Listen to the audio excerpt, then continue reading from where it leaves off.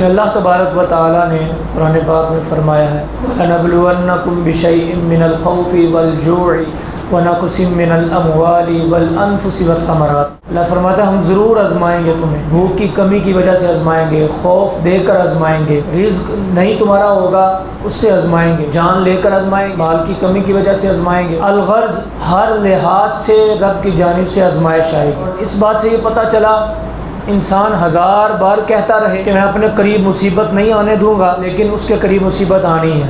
हज़ार बार कहे कि मैं अपने आप को भूखा नहीं रखूंगा, ये भी आजमाइश आएगी। हज़ार बार कहे कि मुझे किसी का डर नहीं है, ये लफ्ज़ आम तौर पे कहते हैं कि सानू किसी का डर नहीं है। हज़ार मरतबा कहें, लेकिन कई मरतबा ऐसा होता है किसी न किसी चीज़ का डर होता है, किसी को औलाद का डर होता है, किसी को वालिदैन का, किसी को उस्ताद का, किसी को कारोबार ना चलने का।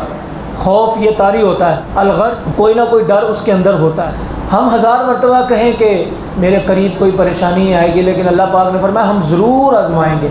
लेकिन आज़माएंगे उसी मुसीबत के दौरान अगर कोई सब्र कर लेगा वो बशीर साबिरीन, उसके लिए बशारत है, उसके लिए खुशखबरी है। अल्लाह तबारक व तआला उसको दुनिया में भी अजर अज़ीम अता फरमाएगा और कल क़यामत में भी। इस बात से पता चला इब्तिदा के अंदर कि इस दुनिया के अंदर आजमाइशों का सिलसिला रहना है, ये हकीकत है। जहन बना कर रखे कि तकलीफ़ें आएंगी, लेकिन इसके साथ साथ ये जहन भी बना ले कि तकलीफ़ पर सब्र करना, उस पर अल्लाह तबारक व तआला अजर अता फरमाएगा।